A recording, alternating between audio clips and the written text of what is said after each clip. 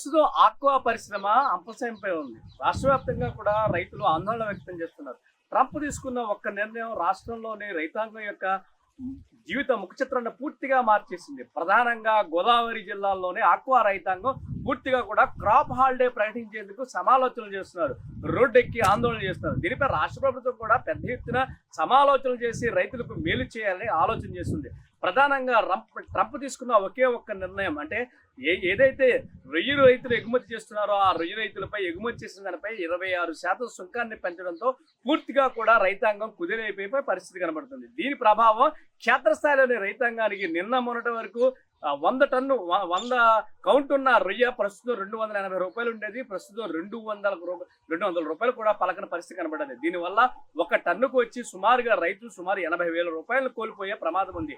ఒక్క రైతు ఈ విధంగా కోల్పోతే రాష్ట్ర వ్యాప్తంగా 13 లక్షలు, అధికారికంగా 13 లక్షల ఎకరాల్లో ఆక్వా సాగు కొనసాగుతుంది. అందులో 6 లక్షలకు పైగా ఎకరాల్లో రొయ్యి రైతు ఈ వ్యవసాయం కొనసాగిస్తున్నారు. పూర్తిగా కూడా వీరందరూ కూడా కుదేలైపోయే పరిస్థితి కనబడుతుంది. దీనిపై ప్రభుత్వం వెంటనే కూడా ఒక కమిటీని ఏర్పాటు చేసి అందులో 11 మంది సభ్యులను ఏర్పాటు చేసి వెంటనే నష్ట నివారణ చర్యలకు రంగప్రవేశం చేసినప్పటికీ కూడా ప్రస్తుత పరిస్థితుల్లో ఆక్వా రైతును ఆదుకునేందుకు ఎక్కడా కూడా మార్గం సుముఖంగా కనిపించడం లేదు. ప్రస్తుతం నిపుణులు చెప్తున్నట్లు ఫ్రీ ట్రేడింగ్ ఏర్పాటు చేసి ఆసియా ఖండాలకు ఇతరత్ర ఏదైతే సౌత్ కొరియా వంటి దేశాలకు ఎగుమతులు చేస్తే కొంత ఉపశమనం కలుగుతుందని చెప్తున్నప్పటికీ ప్రభుత్వం ఆ దిశగా ఆలోచన చేయాలంటే కేంద్రం నుంచి చేయూత కావాలి. కేంద్రం నుంచి చేయూత లభించే వరకు కూడా ప్రభుత్వ రైతులకు ఈ కష్టాలు తప్పేలాలేవు. ప్రస్తుతానికి ఎక్కడా కూడా రొయ్యి రైతులకు సంబంధించి ఎగుమతులు దిగుమతులుగా ఎక్కడా సాగపోవడంతో రొయ్యి రైతులందరూ కూడా దిగాలుగా వ్యక్తం చేస్తున్నారు. వేసవి కాలంలో పెద్ద ఎత్తున దిగుబడి వచ్చే అవకాశం కనబడుతుంది. ఈ అవకాశం ఖచ్చితంగా ఇది ఒక విధంగా చెప్పుకోవాలంటే రొయ్యి రైతులకి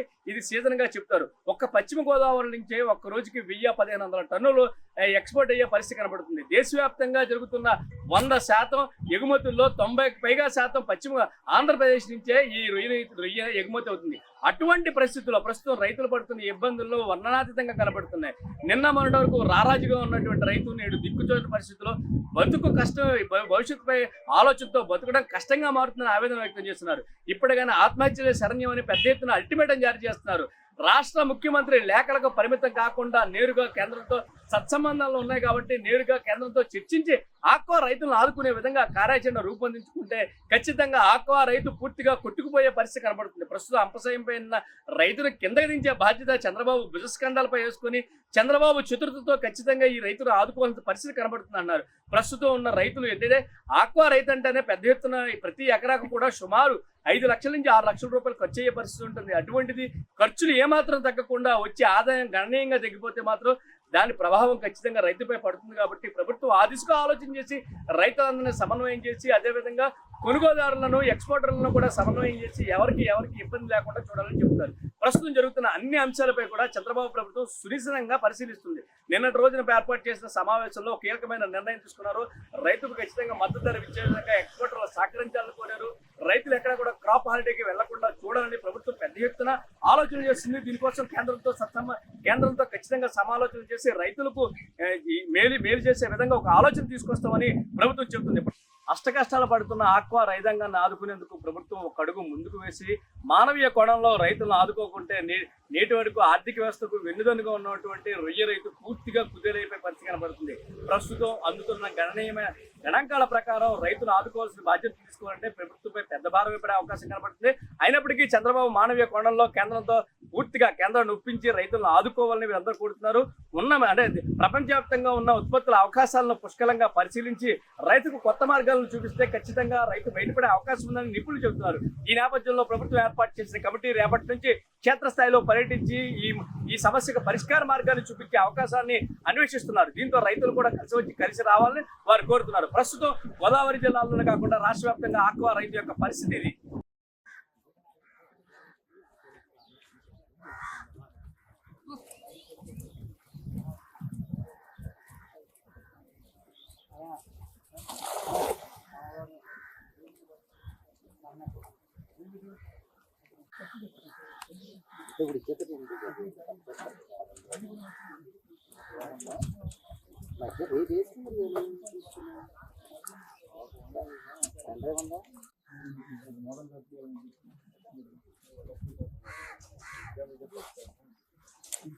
ఇండియాలో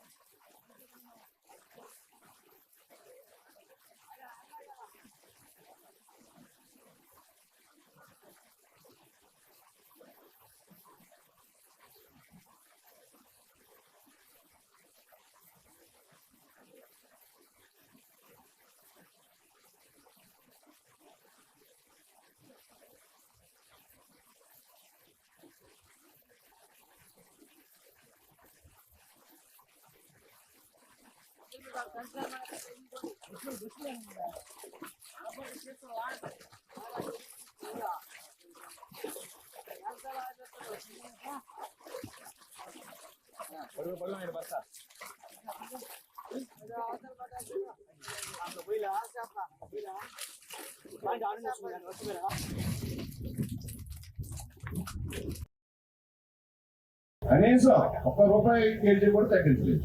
ఇది మాత్రం విత్ ఇన్ సెకండ్ లో అక్కడ ఐవి రామరాజు గారు ఈయన రైతు. ఈయన కోరిక ఏంటంటే, కోరిక కాదు అలా చేస్తే బాగుంటుందండి. కోరిక అంటే మళ్ళీ ఏదో ప్రసంగం ఉందనుకుంటారు. ఈయన చెప్పేది ఏంటంటే, ఎవరైతే ఈ ప్రాసెసింగ్ ప్లాంట్లు ఎక్స్పోర్టర్లు ప్రెసిడెంట్ సెక్రటరీలు ఉంటారో కాదంటే మీరు అది ఎక్స్ప్రెషన్స్ అన్ని డెలిబరేట్ గా చెప్పారు. కాదంటే ఒకటి, ఏ ఇంట్రెస్ట్ అయినా బాగుపడాలని కోరుకుంటాం. ఎవడు వాడు సంపాదించడం మన ఏట్లేదు. కాదంటే వాళ్ళే సరుకు వాళ్ళకి ఇవ్వకుండా బ్యాన్ చేసేస్తాం. ఇది రాబోయే రోజుల్లో మనం తీర్మానం. జై భారత్ చీరాల ఆధ్వర్యంలో ఎంత మండు గంటల్లో కూడా ఆక్వా రైతులు తమ భాషను నిర్మించడానికి మరి ఏదైతే ఇవాళ ఇక్కడ ఎంత చేపట్టామో, ఇది ఏదైతే దానికి అవసరమైన ముడి సరుకులు కూడా సకాల సగం తగ్గిన కేజీకి ₹25 తగ్గించవచ్చు. మేతనే ₹1 కూడా తగ్గించకుండా ఈ రోజు ఒక దుర్మార్గం చర్యగా మరి ఫీడ్ ప్లాంట్లు కూడా తయారైనాయి. కాబట్టి ఆత్మహత్య సరైన లేకపోతే మేమందరం కూడా క్రాప్ హాలిడే ప్రకటించి మొత్తం ఆక్వా కల్చర్ ని రద్దు చేసుకునే కల్చర్ కాబట్టి ప్రభుత్వం వెంటనే స్పందించి సిండికేట్ వ్యవహారం వెంటనే అరికట్టాలి. అరికట్టాలి. సిండికేట్ వ్యవహారం వెంటనే అరికట్టాలి. ప్లాస్టిక్ బ్రాండ్ సిండికేట్ వ్యవహారం వెంటనే ఆపాలి. కౌంటీ గారు మరి గత 4-5 రోజులుగా అమెరికా ట్యాక్స్ అనే విధానంతో మరి కేజీకి 50 రూపాయల నుంచి 100 రూపాయలు తగ్గించి మరి ఏదైతే రైతులను మోసం చేస్తున్నారో దాని మీద ఇవాళ మా రైతు సంఘం ఆధ్వర్యంలో పాలకొల్లు, ఆచంట, నరసాపురం నియోజకవర్గాలతో పాటు ఇటు ఈస్ట్ గోదావరి, మలికిపురం, అలాగే వీరవాసరం నుంచి కూడా అత్యధిక సంఖ్యలో రైతులు హాజరయ్యారు. మా విధానం ఒకటే, ఏదైతే సిండికేట్ వ్యవస్థగా తయారయ్యి ఈ ప్రాసెసింగ్ ప్లాంట్లు ఇప్పుడే కాదు, ఈ రోజే కాదు, గతంలో ఈ విధానం లేనప్పటి నుంచి వారు అనుకూలంగా ఎప్పుడైతే మన సరుకులు ఎక్కువగా వస్తున్నాయో ఆ రోజు మరి వెంటనే 10-20 రూపాయలు తగ్గించేయటం రైతుని ఆ రోజు నుంచి ఈ రోజు వరకు కూడా ఒక సిండికేట్ వ్యవస్థగా తయారైంది. ఆ సిండికేట్ వ్యవస్థను వెంటనే అరికట్టాలని, అలాగే గత సంవత్సరం కాలంగా మరి ఈ సంఘం కానీ మిగతా సంఘాలతో మేము ఎంత సంవత్సరం నుంచి పోరాడుతూ ఉంటే కనీసం ఇవాళ 50% 50 రేటు మన ముడి సరుకులు తగ్గినా సరే ఫీడ్ రేటు 25 రూపాయలు కేజీకి తగ్గవలసి ఉంది. ₹1 కూడా తగ్గించకుండా సంవత్సరం కానీ కాలక్షేపం చేస్తున్నారు. మరి ఇంత దారుణంగా రైతులు మోసం చేస్తూ ఇవాళ కనీసం కేవలం ఒక గంటలో అక్కడ అమెరికాలో ట్యాక్స్ విధించాడంటే గంటలో ఇక్కడ 50 నుంచి 100 రూపాయలు తగ్గించేశారు. అంచేత ఏదైతే మొత్తం ఈ మోసాల బారిన మరి రైతుల్ని అనదొక్కుతున్నారో దాన్ని వెంటనే ప్రభుత్వం స్పందించి ఎవరైతే ఈ ప్రాసెసింగ్ ప్లాంట్ సిండికేట్ గా వ్యవహరిస్తుందో వాళ్ళ మీద చర్యలు తీసుకోవాలి. ఎప్పుడైతే ఈ సంవత్సరం నుంచి ఫీడ్ రేట్లు ఇలాగ ముడిసరుకులు తగ్గిన వాళ్ళు రేట్లు తగ్గించట్లేదు, వెంటనే ఫీడ్ రేట్లు తగ్గేలాగా వాళ్ళ మీద చర్యలు తీసుకోవాలని చెప్పి ప్రభుత్వాన్ని మేము కోరుకుంటూ, అలాగే ప్రభుత్వం కూడా తక్షణమే ఏదో నిన్న మన చంద్రబాబు నాయుడు గారు ఒక లేఖ ద్వారా తెలియజేస్తున్నారు. లేఖ ద్వారా అయితే మనకి ఇక్కడ రైతుల సమస్యలు తీరో వెంటనే చంద్రబాబు నాయుడు గారు కానీ ఆ శాఖ మంత్రి అచ్చెన్నాయుడు గారు కానీ మరి వెంటనే ఆ కేంద్ర ప్రభుత్వంలో తక్షణమే ఢిల్లీ వెళ్ళి రైతులు ఇవాళ ఈ రాష్ట్రంలో ఆక్వా మిగతా స్టేట్లకు ఎవరికి ఇబ్బంది లేదు, ఏదైనా ఉంటే ఆక్వా వాళ్ళ మన ఇబ్బంది పడేది ఒక ఆంధ్రప్రదేశ్ ప్రభుత్వ రాష్ట్రమే. అంచేత రేపొద్దున్న రాష్ట్ర ప్రభుత్వానికి కూడా ఇబ్బంది ఉంది కాబట్టి చంద్రబాబు నాయుడు గారు వెంటనే మేలుకుని ఈ రైతు సమస్యలు ఏదైతే ఉన్నాయో ఆ రైతు సమస్యలు పరిష్కరించకపోతే మేము ఆల్రెడీ క్రాప్ హాలిడే ప్రకటించాం. భవిష్యత్తులో ఇంకా క్రాప్ హాలిడే దిశగా చెరువులు చేసే పరిస్థితి ఉండదు కాబట్టి తక్షణమే రైతును ఆదుకోవాలని చెప్పి మరి రేపు ఏదైతే మా మంత్రి రామానాయుడు గారి ద్వారా ఇక్కడ కూడా మేము రిప్రజెంటేషన్ ద్వారా మళ్ళీ మా ప్రభుత్వాన్ని కలుస్తాం. తప్పకుండా ఆ రకంగా మరి వెంటనే చర్యలు తీసుకోవాలని చెప్పి ప్రభుత్వాన్ని కోరుకుంటూ మరి భవిష్యత్తులో రైతు ఏదైతే ఇవాళ మాకు పార్టీలు లేవు, అన్ని పార్టీలలో ఉంటారు. మేము ఒక రైతు కుటుంబంలో చిన్న కుటుంబాల నుంచి వచ్చి ప్రతి ఒక్కరు చిన్న రైతు పెద్ద రైతు ఉంటారు. ఇవాళ దీని మీద కొన్ని వేల మంది వల కార్మికులు, రైతు కార్మికులు, దీని మీద పనిచేసే కార్మికులతో పాటు దీనికి సంబంధించిన సప్లై చేసేవాళ్ళు మరి ఎంతో మంది వేలాది మంది, కోట్లాది మంది, లక్షలాది మంది దీనికి బలైపోతారు. కాబట్టి ఈ వ్యవస్థ నాశనం అయిపోతుంది. కాబట్టి తక్షణమే ప్రభుత్వం వెంటనే స్పందించాలని చెప్పి మేము కోరుకుంటూ భవిష్యత్తులో ఏదైతే ఈ సిండికేట్ వ్యవస్థ ప్రాసెసింగ్ ప్లాంట్ కానీ ఫీడ్ కానీ చెప్తున్నాం, మీరు కనుక ఇదే రకంగా ఉంటే కనుక మేము మళ్ళీ తర్వాత రాబోయే రోజుల్లో ఇప్పుడు రోడ్డు మీదకి వచ్చాం, రేపు మీ ప్లాంట్లు ముట్టడిస్తాం, మీ ప్లాంట్ల దగ్గరే పడుకుంటాం. మీరు ఎవరైతే ఇలా చేస్తారో ఆ కంపెనీల సరుకు కూడా మేము రానివ్వకుండా చేస్తాం.